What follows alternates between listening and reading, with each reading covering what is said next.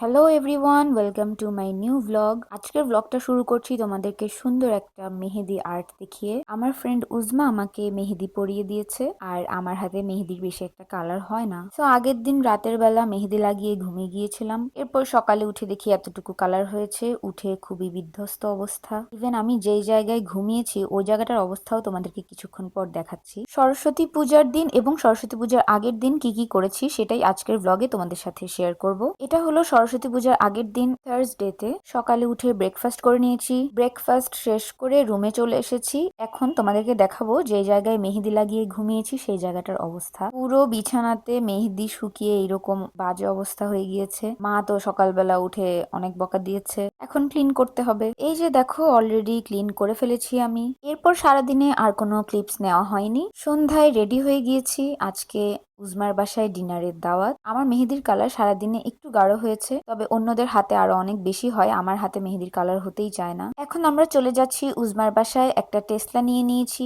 জাহিন, ইনাস আর আমি। স্নেহা কিছুক্ষণ পরে আসবে। উজমার বাসায় এসে দেখি উজমা ঘুমাচ্ছিল। এরপর আমরা ওকে ঘুম থেকে উঠালাম। এরপর দুষ্টামি ফাজলামো করছিলাম, অনেক গল্প করছিলাম। কিছুক্ষণ পরে স্নেহা চলে এসেছে। ও ওর ফোনের কাভারের সাথে ম্যাচিং করে আইলাইনার লাগিয়েছে, আবার সাথে করে একটা ব্লু কালারের আইলাইনার নিয়েও এসেছে। আসলে জাহিন আগের দিন এরকম ব্লু কালারের আইলাইনার পরতে চেয়েছিল, এই জন্য স্নেহা নিয়ে এসেছে সাথে করে। তো জাহিনকে পরিয়ে দিচ্ছে। এরপর আমরা একে একে সবাই পরলাম। এক একজন এক এক রকমের ড্রেস পরা, এক এক কালারের ড্রেস পরা, কিন্তু সবাই ব্লু কালারের আইলাইনার লাগিয়ে বসে আছে। একজন লাগিয়েছে তাই সবার লাগাতে হবে এখন। আর ও লাইনারটা আনার পরে নীল আইলাইনার এই কথাটা বলতেই পারছিলাম না। আমাকে বলছিল, দেখি তুই নীল আইলাইনার তাড়াতাড়ি বলতো, নীল লাইনার, নীল লাইনার এই কথাটা বলতেই পারছিলাম না, এখনো আমার মুখে আটকে যাচ্ছে। এই জন্য আমি ব্লু কালারের আইলাইনার বলছি, কিন্তু সেটাও বারবার মুখে আটকে যাচ্ছে। আমার ভয়েস ওভার দিতে বারবার টেক নিতে হচ্ছে। দেখি তোমরা একটু চেষ্টা করো তো, বলো তো নীল আইলাইনার, তাড়াতাড়ি বলবে, 5বার বলবে। বলতে পারো কিনা আমাকে কমেন্টে জানিও। এগুলা করতে করতে ডিনার টাইম হয়ে গেল। আন্টি ডিনার সার্ভ করে দিল। সবগুলা খাবার খুবই টেস্টি হয়েছিল। ডিনার শেষ করে আমরা আরো কিছুক্ষণ গল্প করলাম। এরপর যে যার বাসায় চলে গেলাম। পরের দিন সকালবেলা ঘুম থেকে উঠে হলুদ দিয়ে স্নান করে রেডি হয়ে গেলাম সরস্বতী পূজার জন্য।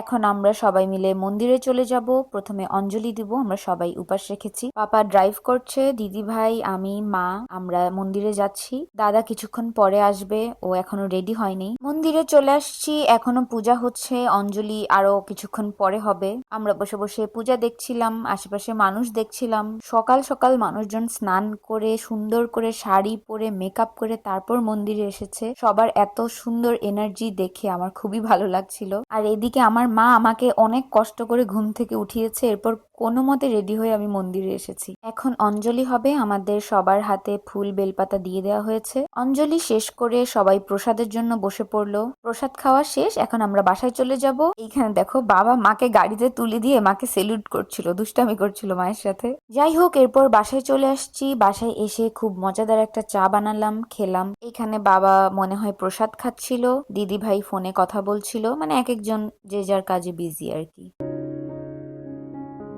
ছোট বোন শাড়ি পরেছে, আমাদেরকে ভিডিও কল দিয়ে দেখাচ্ছিল। কিছুক্ষণ পর দাদা গিয়ে ছোটদিকে ছোটদির বাসা থেকে নিয়ে আসলো। এরপর আমরা খাওয়া দাওয়া করে রেডি হয়ে আমি, ছোটদি, স্নেহা, দাদা, পাপা, আমরা সবাই মিলে চলে গিয়েছি জগন্নাথ হল।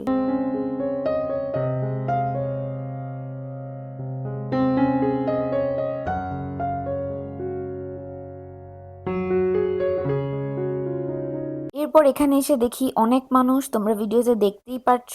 বিকালের দিকেই অনেক বেশি ভিড় হয়ে গিয়েছিল, সন্ধ্যার পরে আরো বেশি ভিড় হয়। এখন আমরা এখানে ঠাকুরগুলা দেখা শুরু করব। সবার আগে এই বড় ঠাকুরটা দেখে শুরু করলাম। ভিড়ের জন্য কাছে যেতে পারছিলাম না, দূর থেকেই দেখছিলাম। এই ঠাকুরটা পুকুরের মাঝখানে করা হয়েছে, আর এটা অনেক বেশি বড়। এটা হলো উপাসনালয়ের ঠাকুর। ঠাকুর দেখার আগেই এই ভাজাপোড়া দোকানটা সামনে চলে এসেছে, এখান থেকে কিছু ভাজাপোড়া খেলাম। এরপর শুরু করলাম ঠাকুর দেখা।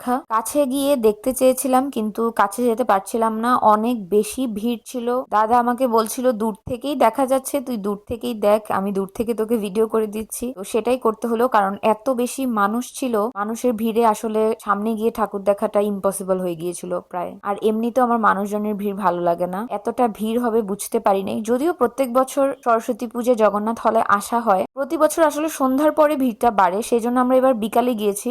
কিন্তু বিকালে গিয়েও দেখি অনেক বেশি ভিড়। আসলে মানুষ উৎসবকে ভালোবেসে একসাথে উৎসব উদযাপন করছে, এটা দেখেও আবার ভালো লাগছিল। এইরকম করে মিলেমিশে থাকলেই তো ভালো, এটাই তো আমরা চাই। এখানে দেখতেই পারছো আমরা খাওয়া দাওয়া করছি, হাঁটছি, ঠাকুর দেখছি। এখানে অনেকগুলা মণ্ডপ, ঢাকা ইউনিভার্সিটিতে যতগুলা ডিপার্টমেন্ট আছে সবগুলা ডিপার্টমেন্টের একটা করে মণ্ডপ, একটা করে ঠাকুর। প্রত্যেক বছর এই জিনিসটা খুব সুন্দর হয়, আমার খুবই ভালো লাগে। এই জন্যই চেষ্টা করি প্রত্যেক বছর আসার, যতই ভিড় থাকুক না কেন। এখানে একটা মোমোর দোকান দেখতে পেয়ে মোমো অর্ডার করলাম, যেটা খেতে একটুও মজা ছিল না। খুব কষ্ট করে খেয়েছি, কারণ টাকা দিয়ে কিনেছিলাম। সন্ধ্যা হয়ে গেল, এখন বাসায় চলে যাব।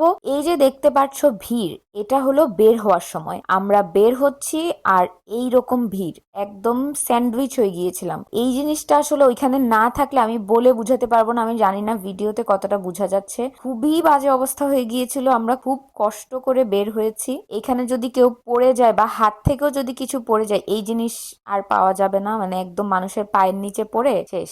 আমরা অনেক কষ্ট করে গাড়িতে উঠে গিয়েছি। এইসব জায়গায় বাচ্চাদেরকে নেওয়া একদমই ঠিক না। অনেকেই নিয়ে গিয়েছিল, বাচ্চাগুলোর খুবই কষ্ট হচ্ছিল।